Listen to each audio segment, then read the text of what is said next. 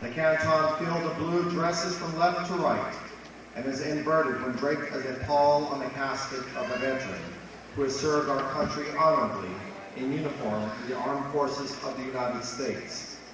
At the ceremony of retreat, the flag is lowered, folded in a triangle, and kept under watch throughout the night as a tribute to our nation's honored dead.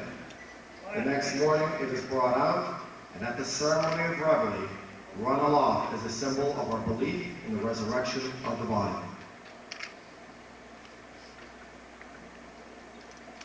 Post!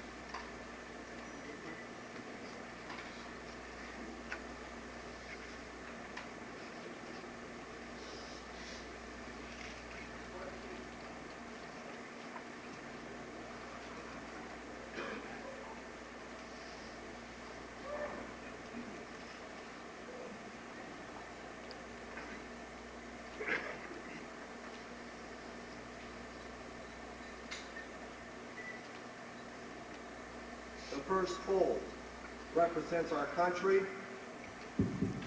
our unity as a nation.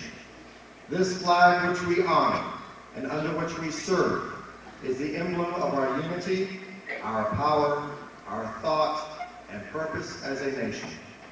It has no other character than that which we give it from generation to generation.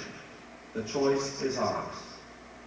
The second fold reminds us that our flag floats in majestic silence above the hosts that execute these choices, whether in peace or in war. And though silent, it speaks to us. It speaks to us of the past, of the men and women who went before us, and of the records they wrote upon it. The third fold speaks of patriotism, which is taught at the mother's knee when the innocent lips are taught to say the Pledge of Allegiance. The fourth fold equates to the four branches of the armed service. It honors those who have best embraced the ideal, our country. In her dealing with foreign nations, may she always be right. But it is still our country, right or wrong. The fifth fold is for the young corporals and sage sergeants, for captains and majors, for the buck privates who, without benefit of grenades, trench mortars, or tanks, plunged into machine gun thickets to fight the war to end all wars. They found themselves adrift in a blind world of whiteness, mustard gas, and noise, crossing over something like the surface of the moon, with nothing to guide them but the flag of our country. The sixth fold reminds us of the 6 battle-weary fighters who valiantly struggled to the top of Mount Suribachi on Iwo Jima during World War II. Once there, they proudly raised above the battle our flag, the symbol that we all hold dear, the symbol of freedom, democracy, government of the people, by the people, and for the people. It is our duty to defend the flag, which stands for them all. The seventh fold shows the number of red stripes found on our flag. Red, the color of our blood, signifies the hardiness and valor shown throughout our history when young men and women have been called upon to defend our country. That red reminds us all the real foundation of our liberty is solidified by the warm blood of all who died for the ideals of our great nation. The eighth fold stands for the white in our flag. It signifies the purity and innocence of our children and calls upon us all to ensure our highest beliefs of liberty, honor, and country, which are carried forward from generation to generation. The ninth fold commemorates the blue in our union, which stands for vigilance, perseverance, and justice. The blue reminds us that our country is a new constellation among governments, one founded on the highest of moral principles. The 10th fold shows that our flag takes on a higher meaning when looked upon as a whole, rather than as an assortment of colors and symbols. For we took the stars from heaven, the red from our mother country, England, and separated it by white stripes to show we have separated from her. Those white stripes shall go down in posterity, representing liberty. For what other flag has carried the message of freedom to so many parts of the world? The 11th fold signifies our dedication to the spirit of liberty, the spirit our great country was built upon. Where else can you find another country where liberty stands bright and pleasant at the doors saying, "If you believe in me, come and be one of us." And even today they come, immigrants in rags and silks. But always, liberty comes in their hearts, those bold, hardy ones from every land who dare choose freedom. Those who believe where liberty is, there is my home. The 12th fold is for our fallen comrades, those deceased, prisoner of war, and missing in action. It is in recognition of their sacrifice. For them, we raise it solemnly again. Salute it reverently as never before. Live for it.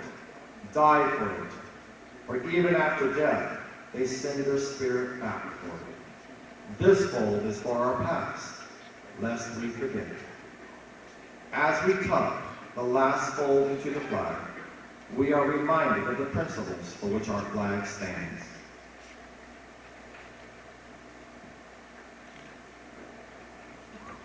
After the flag is completely folded, it takes on the appearance of a cocked hat, ever reminding us of the soldiers who served under General George Washington, and the sailors and Marines who served under Captain John Paul Jones, who were followed by their comrades and shipmates in the armed forces of the United States, preserving for us the rights, privileges, and freedoms we all enjoy today.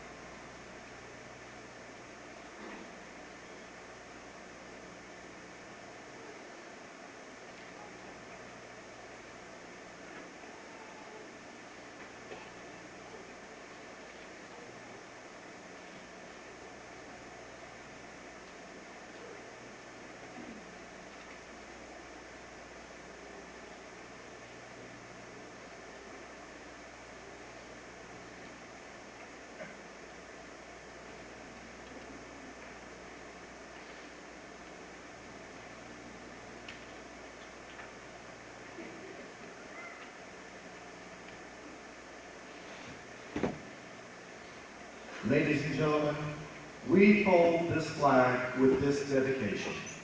The flag of our country, what higher assurance of sympathy, honor, and trust could we give? The crown of our fathers' unflinching endurance, 'tis the emblem of all you have sworn to defend, of freedom and progress, with order combined, the cause of the nation, of God, and mankind. Thank you.